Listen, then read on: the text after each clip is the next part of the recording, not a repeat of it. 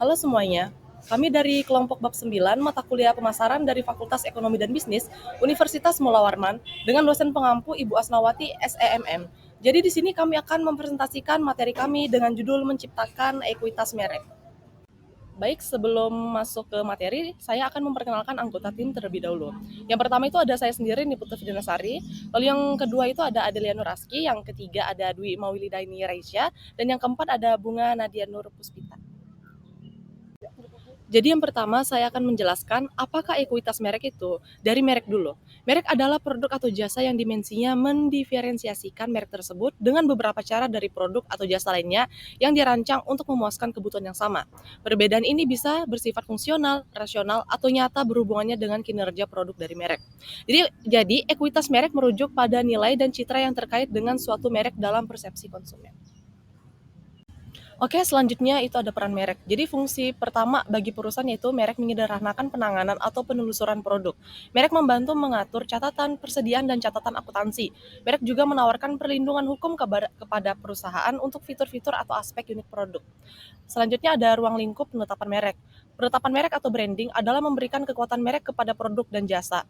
Penetapan merek adalah tentang menciptakan perbedaan antar produk pemasar, harus mengajarkan tentang siapa produk itu kepada konsumen-konsumen dengan memberikan namanya dan elemen merek lain untuk mengidentifikasi produk, begitu pula dengan apa yang dilakukan produk dan mengapa konsumen harus memperhatikan. Selanjutnya ada mendefinisikan ekuitas merek.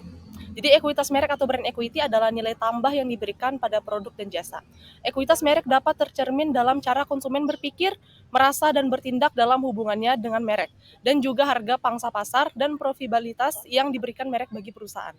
Lalu ada ekuitas merek sebagai jembatan. Dari perspektif ekuitas merek, pemasar harus memikirkan semua biaya pemasaran yang dikeluarkan untuk produk dan jasa setiap tahun sebagai investasi dalam pengetahuan merek konsumen. Ada janji merek, brand promise adalah visi pemasar tentang seperti apa merek seharusnya dan apa yang harus dilakukan merek untuk konsumen. Selanjutnya ada model ekuitas merek. Berikut ada 4 dari model-model yang sudah banyak diterima. Yang pertama itu adalah penilaian aset merek. Terdapat 5 komponen. Yang satu itu ada diferensiasi, yang kedua energi, ketiga relevasi, keempat harga diri, yang kelima pengetahuan. Lalu yang kedua itu ada brands. Jadi di sini itu ada piramida brands dinamis. Itu terdapat 5 susunan. Yang pertama itu terikat, kedua keunggulan, ketiga kinerja, keempat relevasi, kelima kehadiran. Lanjut yang ketiga itu ada model Eker, dan yang terakhir ada 4 model resonansi merek. Yang pertama itu ada keutamaan merek, kedua kinerja merek, ketiga pencitraan merek, keempat penilaian merek, lalu yang terakhir perasaan merek. Membangun ekuitas merek. 3 kumpulan penggerak ekuitas merek. Yang pertama itu ada pilihan awal untuk elemen atau identitas merek. Yang kedua itu produk dan jasa serta semua kegiatan pemasaran dan program pendukung. Yang ketiga itu asosiasi lain yang diberikan secara tidak langsung ke merek. Selanjutnya ada memilih elemen merek yang memiliki pengertian alat pembeli nambah dagang yang mengidentifikasi dan mendiferensiasikan merek. Elemen merek juga perlu diperhatikan dalam kriteria pilihan elemen merek dan mampu mengembangkan elemen merek. Selanjutnya ada merancang kegiatan pemasaran holistik. Kontak merek atau brand kontak adalah semua pengalaman yang membawa informasi, baik positif maupun negatif, yang dimiliki pelanggan atau prospek dengan merek. Kategori produk atau pasar yang berhubungan dengan produk atau jasa pemasar. Pemasar holistik menekankan 3 tema baru yang paling penting dalam merancang program pemasaran pembangun merek. Yang pertama itu ada personalia, yang kedua itu ada integrasi, dan yang ketiga itu ada internalisasi.